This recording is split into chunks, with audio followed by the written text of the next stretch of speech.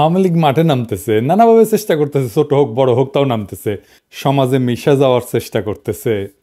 হ্যাঁ, আবার দেখেন প্রফেসর ইউনূস সরকারের পদত্যাগের দাবিতে আওয়ামী লীগের লিফলেট বিতরণ করতেছে।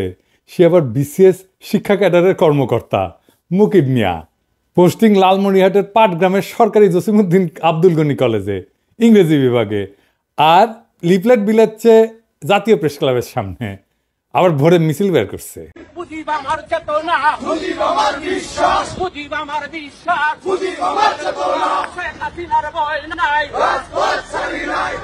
স্লোগান আবার দিচ্ছে ওই মুকিম, ওই ছাত্রলীগের কেন্দ্রীয় কমিটির সাবেক গণশিক্ষা বিষয়ক সম্পাদক ছিল।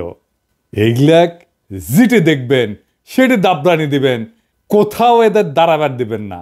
এটাই হইতেছে এখনকার স্ট্র্যাটেজি। 4 আগস্ট এই হারামজাদা শিক্ষা ভবনের সামনে মিছিলের নেতৃত্ব দিছে, খুনি হাসিনার পক্ষে প্রকাশ্যে স্লোগান দিছে। তারপরে 6 মাস ঘুরে বেড়াচ্ছে, পোস্টিং নিয়ে বসে আছে পাটগ্রামে। যে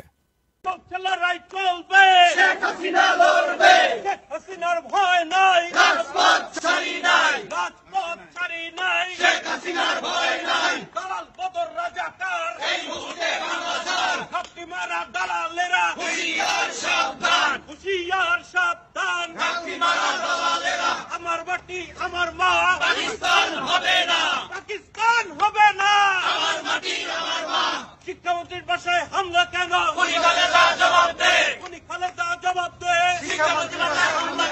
শিক্ষামন্ত্রীর বাসায় হামলা কেন? গত 6 মাস তার ফেসবুকে টানা অপপ্রচার চালায় গেছে সরকারি চাকরি কইরা। কেউ কিছু বলেনি, দিব্যি ঘুরে বেড়াইতেছে। বাসা বোধহয় সেগুন বাগিচা বা পল্টনে। ফেসবুকে যা লিখেছে সেটা ওর নেত্রী হাসিনা 2018 সালে সরকারি কর্মচারী একটা শৃঙ্খলা এবং আপিলের যে বিধিমালা 3 খ এই ধারা অনুযায়ী শাস্তিযোগ্য অপরাধ করছে, তাও সে আছে। শিক্ষামন্ত্রী হচ্ছে বিএনপির পছন্দের মন্ত্রী, ওই ডায়াপার পরা ওয়াহিদুদ্দিন মাহমুদ। 30 সেপ্টেম্বর আমি পোস্ট দিছিলাম এই ভিডিওর। ওই মাউসির সামনে স্লোগান মাস্টার কে নামও পাওয়া গেছে। 1 নম্বর তরিকুল ইসলাম 35তম বিসিএস, সাদিয়া সুলতানা 35তম বিসিএস, দিদারুল ইসলাম 34তম বিসিএস, আর মুকিব মিয়া যে স্লোগান দেওয়া 33তম বিসিএস, বিজয় কুমার ঘোষ 24তম বিসিএস, স্বরূপ কাহালি 24তম বিসিএস। ওই স্লোগান দিচ্ছে, স্বরূপ কাহালির স্লোগান দিচ্ছে। জাফর আলী 16 বিসিএস। ওই এই প্রোগ্রামের মূল আয়োজক মনিরুল ইসলাম 24 BCS, doctor Enamul Haque 24 BCS. এরা কে কোথায় আমরা জানতে চাই। এই ভিডিওর কমেন্ট বক্সে লিখে দিবেন কে কোথায় আছে জানেন কিনা, তারপরে ওদের ধরেছি। আর ডায়াপার পড়া শিক্ষা উপদেষ্টা এইগুলো যদি চাকরির থাকে তাইলে কলে তোমার খবর আছে কয়ে দিচ্ছি, ডায়াপার টেনে খুলে ফেলবো। এর মধ্যে এই যে মাসুম রেজা ডয়েচে ভেলেকে সাক্ষাৎকার দিছে, দিতেই পারে, কিন্তু শেষে কি কইছে দেখেন, কইছে আমরা যে ছাত্রদের বৈষম্য বিরোধী আন্দোলন করেছিলাম, বৈষম্য দূর করার কথা বলেছিলাম, তার সুযোগ নিয়ে এমন এক শক্তি চলে এসছে যা সম্পূর্ণরূপে বাংলাদেশ বিরোধী, যে বাংলাদেশের স্বাধীনতা মূল ভিত্তি যেগুলা সেগুলার বিরোধী। এইগুলোকে যদি আমরা প্রশ্রয় দিতে থাকি আমরা তাহলে সামনে বাংলাদেশকে হারিয়ে ফেলা ছাড়া আর কিছু দেখি না আমি। ওই করেছিল বৈষম্য বিরোধী আন্দোলন। গপ্প মারাও মাসুম রেজা আমাদের সমসাময়িক, আমার কয়েক বছরের সিনিয়র হবে, একই সাথে ছাত্র ইউনিয়ন করতো রাজশাহী বিশ্ববিদ্যালয়ে। হ্যাঁ, আপনি করেছিলেন মাজুম ভাই বৈষম্য বিরোধী আন্দোলন। 16 জুলাই পরে তো শীত নিদ্রায় গেছিলেন। হ্যাঁ, অক্টোবরে এসে ফেসবুক গুতাইতেছেন, লেখালেখি সব মুছে দিচ্ছেন নাকি?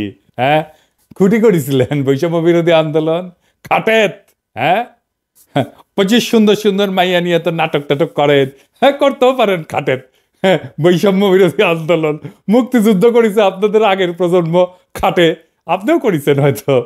মেজর ডালিমকে নিয়ে 2 বিসিলা কইয়া পোস্টার লিছিলেন না? তো আমাক পোলা বানিয়েছে কয় যে মেজর ডালিমের 2টা বিসি পাঠিয়ে দিই, মাসুমের 2টা বিসি ছিঁড়ে নিয়ে। হ্যাঁ, বুঝছা চেঁচিল কলে পোলা পায় আমি ঠেকাইছি। হ্যাঁ, পাঙ্খা গছেছে মাসুম ভাই। হ্যাঁ, নতুন বাংলাদেশে নতুন বয়ানের সংস্কৃতি চর্চা হবে। পুরো হাসিনার আমলে আওয়ামী ফ্যাসিবাদের বয়ান উৎপাদন করেছেন, ওই ন্যারেটিভ চলবি না। আপনাদের নতুন নাটক লিখতে হবে, নতুন সংস্কৃতি চর্চা করতে হবে। আমাদের বাংলাদেশ বিরোধী বলবেন না, ভুলেও না, কখনো না, কেউ যেন না বলে।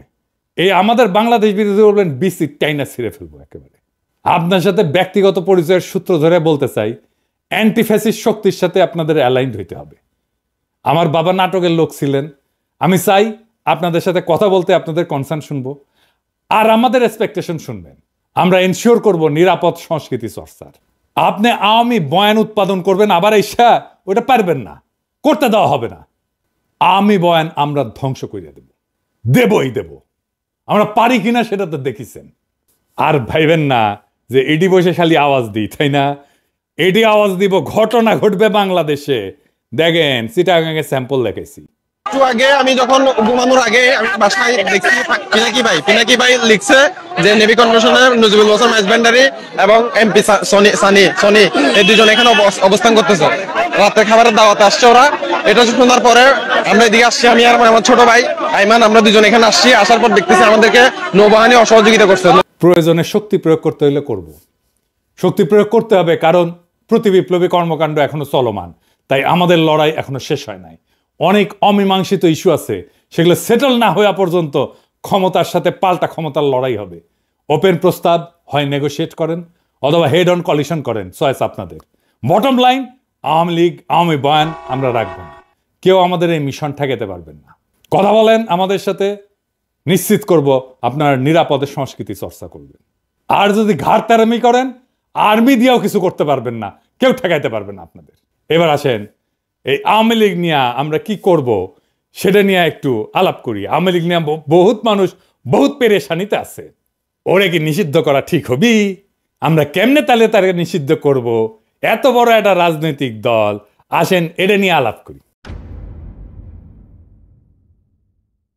আওয়ামী লীগ কেন নিষিদ্ধ করা দরকার, এটা নিয়ে নালা আর আলাপ আছে। আওয়ামী লীগের ব্যাপারে আমাদের অনেকের নালিশ আপনারা শুনিছেন যে জুলাই বিপ্লবীরা লীগরে ব্যান করতে চায় এবং বিএনপির কারণে করতে পারতেছে না।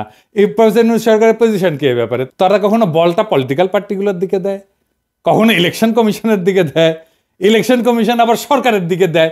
এই বল চালাচালি চলিচ্ছে আর কি। ওইদিকে দু একজন অ্যাডভাইজার আবার কইছে যে আওয়ামী লীগ একটা বিশাল ঐতিহ্যবাহী দল, এইটার তো অনেক কর্মী আছে। বিএনপিও আবার কয় এটার তো অনেক কর্মী, এদের কেমনে আমরা নিষিদ্ধ করব, আদর্শকে কেমনে নিষিদ্ধ করা যায়। আবার কেউ এসে কয় আওয়ামী লীগ এটা গোপন সংগঠন হয়ে যাবে।